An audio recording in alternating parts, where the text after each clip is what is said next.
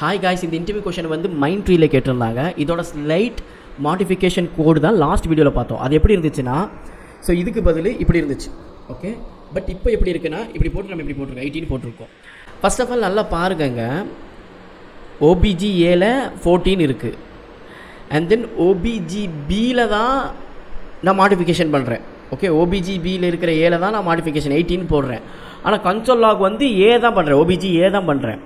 இப்போ நம்ம ரன் பண்ணும்போது 18 வருது. நான் B.Aல மாடிஃபிகேஷன் பண்ணுது, ஏலையும் இந்த OBG ஏலையும் எஃபெக்ட் ஆகிருக்கு.